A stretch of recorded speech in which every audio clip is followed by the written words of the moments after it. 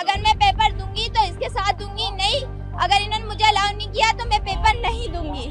ये कुलसुम बानो हैं। बुर्के की वजह से इन्हें सेंटर पर रोका गया। देश भर में आज रीनीट हो रहा है क्योंकि पहली बार तो ये पेपर लीक हो गया था।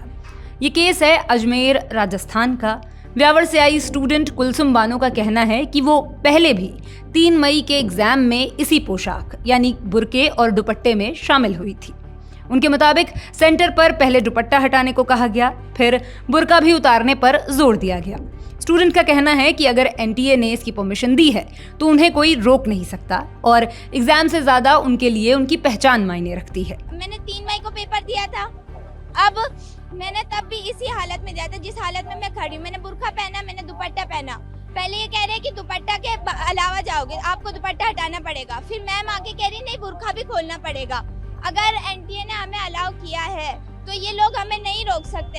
हम आपके रूल थोड़ी मानेंगे, हम तो एनटीए का पेपर देना आ रहे हैं ना, हम एनटीए का रूल मानेंगे। अगर इन लोगों की ये कह रहे हैं कि 3 मई को पेपर हुआ था, कुछ हुआ है तभी तो अब आपको ये अलाउ नहीं कर रहे। अरे भाई पेपर लीक करवा रहा है, सिस्टम करवा रहा है, बच्चे नहीं करवा रहे, बच्चे कुछ नहीं लेके आते।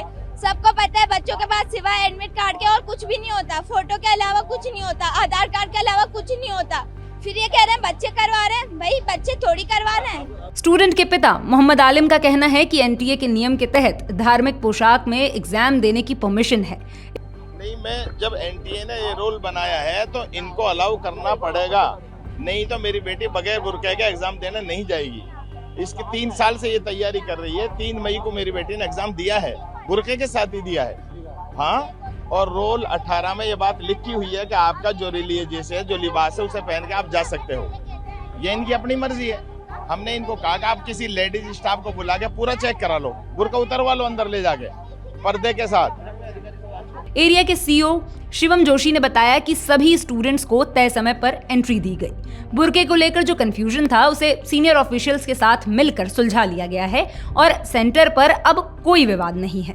बुर्के को लेकर जो इशू हुआ था वो भी सॉर्ट आउट हो गया। वो कुछ नियमों को लेके कुछ क्लैरिटी नहीं थी, जो बाद में क्लियर उच्चाधिकारियों से वार्ता करके क्लियर कर दिया था और सब सॉर्ट आउट हो गया।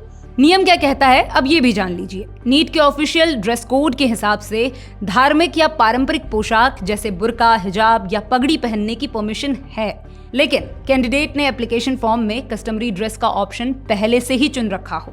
ऐसे कैंडिडेट्स को इंटेंस जांच के लिए तय रिपोर्टिंग टाइम से 1 घंटा पहले पहुंचना होता है।